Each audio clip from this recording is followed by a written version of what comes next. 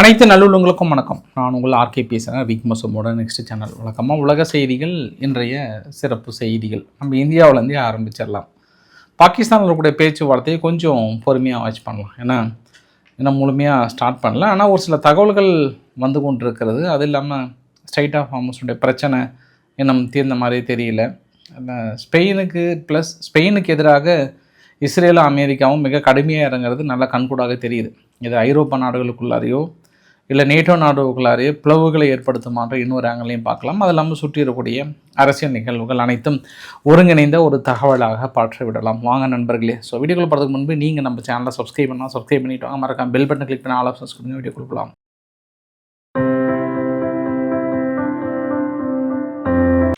நண்பர்களே, முக்கியமான செய்தி பார்க்க போகிறதுக்கு முன்பு காலையில் ஒரு சிலர் ஃபஸ்ட்டு கமெண்ட்டில் கெஸ் பண்ணியிருந்தாங்க. கொஞ்சம் டிஃப்ரெண்ட்டாக இருக்கிறாரு, கொஞ்சம் ஒயிட் ஷர்ட்லாம் போட்டிருக்கிறாரு என்ற கெஸ்ஸிங்கில் ஒரு சிலர் பிறந்தநாள் வாழ்த்து கூறியிருந்தாங்க. அதுக்கப்புறம் நான் எஸ் அப்படின்னு சொன்னதுக்கப்புறம் நிறைய பேர் பிறந்தநாள் வாழ்த்து சொல்லியிருந்தீங்க. பிறந்தநாள் வாழ்த்து சொன்னீங்க அனைத்து உள்ளங்களுக்கும் கோடான கோடி நன்றியையும் மற்றற்ற மகிழ்ச்சியையும் நான் தெரிவித்துக் கொள்கிறேன். வாழ்க வளமுடன் என்று கூறி நிறைய செய்திகளை பார்க்கலாம். ஏன்னா காலையில் கொஞ்சம் டிலே ஆகிடுச்சு, அதனால தான் கொஞ்சம் தாமதமாகிவிட்டது. இரவு பதிவு முடிந்த அளவுக்கு நான் ட்ரை பண்ணிடலாமா?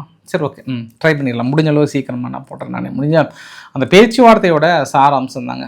அது என்னென்னா, நம்ம ஒரு அவசரமான செய்தி அப்படின்னு சொல்லிட்டு எடுத்து போட்டோம்னா எல்லாமே அவங்கவுங்களுக்கு சாதகமாகவே செய்தியை போட்டுட்ருக்காங்க. அதுதான் நம்மளுக்கு கொஞ்சம் நம்ம ஸ்பீடாக கொடுக்குறது பிரச்சனை இல்லை, கரெக்டான செய்தி கொடுக்கணுன்ற ஆங்கிளில் நான் பார்க்குறேன். ஃபார் எக்ஸாம்பிள் கத்தாரில் ஈரானுடைய சொத்தை முடக்கி வச்சுருக்காங்க. கத்தாருடைய பேங்க்கில் அமெரிக்காவோட உத்தரவு பேரில் மதியத்துலேருந்து செய்தி நியூஸாக போட்டு தள்ளிக்கிட்டு இருக்காங்க. ஃப்ளாஷ் நியூஸாக போட்டிருக்காங்க. சப்போஸ் நீங்கள் கூட பார்த்துருப்பீங்க. அமெரிக்கா அந்த முடக்கப்பட்ட சொத்துக்களை ரிலீஸ் பண்ண சொல்லிட்டாங்க, ஒப்புதல் கொடுத்துட்டாங்க. வெற்றி மாபெரும் வெற்றி, போடுங்களே வெடிங்களே வெடிய ஊட்டுங்களே கேட்க, பட்டாசை கொளுத்துங்களே அப்படின்ட்டு பயங்கரமாக போட்டிருந்தாங்க. அப்புறம் வெள்ளை மாளிகை அஃபீஷியல் செய்தி குறிப்பில் அப்போல்லாம் நாங்கள் சொல்லவே இல்லையே, உங்கள் கற்பனை கதை கொஞ்சம் நிறுத்துறீங்களான்ற மாதிரி சொல்லிட்டாங்க. ஆனால் எல்லா நியூஸும் வெள்ளை மாளிகை சொன்ன செய்தியை ஏற்றுக்கல. அதெல்லாம் இல்லைப்பா, நீ சொல்லிட்டுப்பா, சும்மா இருப்பா, நீ ஏன்பா சும்மா இப்போல்லாம் செய்தியை போடுற, ஒதுங்கப்பா கொஞ்சம் அப்படின்னு முக்கியமான செய்தியை கொஞ்சம் ஒதுக்கி வச்சுட்டு, இல்லை தடையை நீக்கிட்டாங்க, அந்த பயம் இருக்கணும் அப்படின்ற மாதிரிலாம் போட ஆரம்பிச்சிருந்தாங்க. பட் எனக்கு இந்த மாதிரி செய்தி தொடர்ந்து வர்றதுனால தான் சரி ரைட்டு, கொஞ்சம் டிலே பண்ணலாமே, கொஞ்சம் நல்ல செய்தியாக, கொஞ்சம் நல்ல செய்தின்றதை விட உண்மையான செய்தியாக வரட்டுமே, கொஞ்சம் அவசரப்பட வேண்டாம் தான் ஆர்கேயில் கொஞ்சம் நான் ஃபோக்கஸ் பண்ணல. பார்க்கலாம், நான் இரவு பதிவுமே கூட நான் 8 o'clock வரைக்கும் வெயிட் பண்ணுறேன். நான் அது வரைக்கும் கிடைத்த தகவல்களை உங்ககிட்ட நான் முழுமையாக தகவலை சொல்லிடுறேன். நான் ஒன்று, அது இல்லாமல் ஆஷிப் முனீர் அவர்கள் 2 விதமாக வரவேற்றார். அதுக்குமே பல கதைகள்லாம் சொல்லிகிட்டு இருந்தாங்க. ஒன்று, ஈரானுடைய முக்கிய நபர்கள் வரும்போது இராணுவ உடையோடு போயிட்டு வரவேற்றார். ஜேடி வேன்ஸ் அவர்கள் வரும்போது வழக்கமாக கோட் ஷூட்டோடு போயிட்டு வரவேற்பு கொடுத்தாங்க. இந்த மாதிரி டிஃப்ரென்ஸுக்கு நிறைய விஷயங்கள்லாம் சொன்னாங்க. தொடர்ந்து லெபனான் மீது நடத்தப்படுகிற தாக்குதல் எல்லாமே கொஞ்சம் டீட்டெயிலாக நம்ம இரவு பதிவில் சற்று உண்மை தகவலுடன் பார்த்து விடலாம் இல்லையா? ஏன்னா நேற்றே அமெரிக்காவுடைய டெலிகேஷன்ஸ் ஃபஸ்ட்டு டீம் தான் வந்தாங்க, செகண்ட் டீம் வரல. நானே என்ன நினச்சேன், ஃபஸ்ட்டு டீம் வந்துருச்சு போல் அப்படின்னு தான் நினச்சேன். இல்லை மொத்தம் அவங்க 2ஆக பிரித்த டீமு. ஃபஸ்ட்டு டீம் ஃபுல்லாக அரேஞ்ச்மெண்ட் பண்ணுறது எல்லாமே வந்தாங்க. அதுக்கப்புறம் ஈரான் வருமா வராதான்னு பார்த்துட்டு இருந்தாங்க. ஈரான் வந்தது கன்ஃபார்ம் ஆனதுக்கப்புறம் தான் ஜேடி வேன்ஸ் வந்தாருன்னாங்க. ஆக்சுவலாக ஈரான் டீம் கன்ஃபார்ம் ஆகிறதுக்கு முன்பே அவங்க அமெரிக்காவில் கிளம்பி வரணும் இல்லையா? One of the long travel journey. அவங்க அட்லீஸ்ட் ஒரு 18-20 மணி நேரம் ஜேர்னி. ஆனால் ஈரானும் பாகிஸ்தான் அப்படி இல்லை, பக்கம்தான். நைட்டு கிளம்புனான்னு வந்துடுவாங்க. ஸோ அந்த மாதிரி ட்ராவல் டிஃப்ரென்சஸ் கொஞ்சம் அதிகமாக இருக்கிறதுனால அதை பற்றி பெரிய அளவுக்கு பேசியிருந்தாங்க. நண்பர்களே, நம்ம இரவு பதிவில் முடிஞ்ச அளவுக்கு சற்று ஃபுல்லாக பார்த்துடலாம். ஸ்ட்ரைட் ஆஃப் ஹார்மஸ் இன்னும் பிரச்சனை தீர்ந்த மாதிரி இல்லை.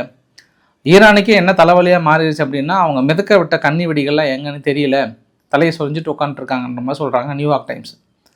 ஏன்னா அதனால தான் இனிமேல் கப்பல்கள் போகிறதுக்கே பயப்படுறாங்க.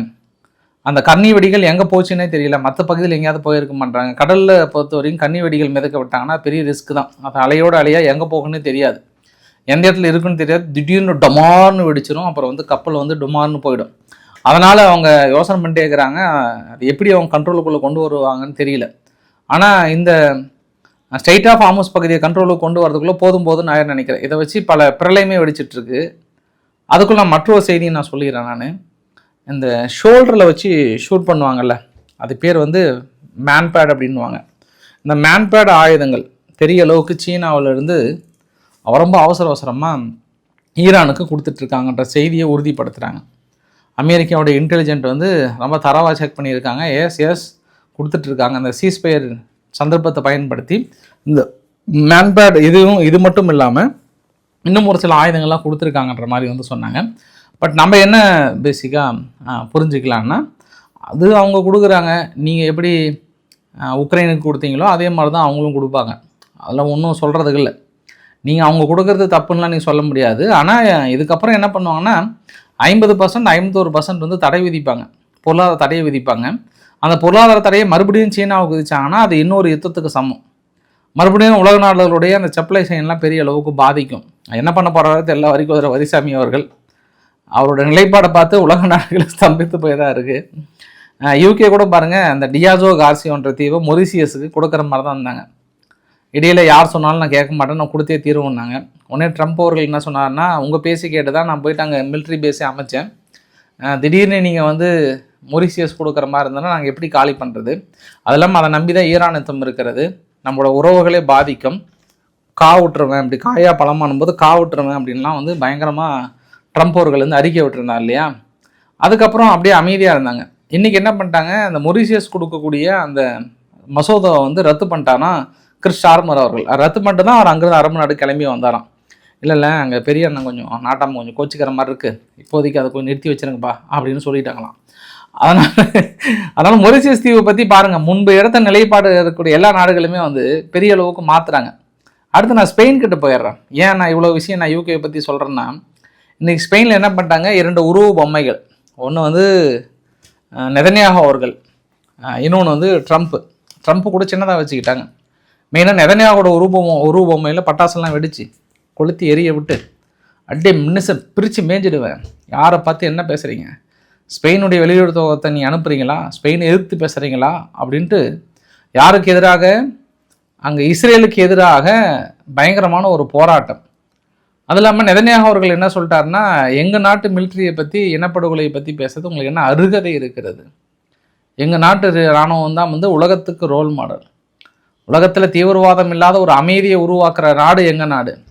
உங்களை மாதிரி தீவிரவாதிகளை உருவாக்குற நாடு இல்லை, வந்து பார்த்து தெரிஞ்சுக்கோங்க ஸ்பெயின் அப்படின்ற மாதிரி இவர் ஒரு பக்கம் சொல்ல, அவங்க இஸ்ரேல் யாருக்கிட்ட வந்து என்ன மோதுறீங்க தெரியுதா? இன்னொன்று நான் சொல்கிறேன் பாருங்கள், உங்கள் கூட சேர்ந்துக்கிட்டுங்க அமெரிக்கா போய் ஈரான்கிட்ட போட்டி போட்டதில்லை, சண்டை போட்டதில்லை. ஸ்ட்ரைட் ஆஃப் ஹார்முஸ் நல்லா தான் ஓப்பனில் இருந்தது, க்ளோஸ் பண்ணிட்டு போயிட்டாங்க.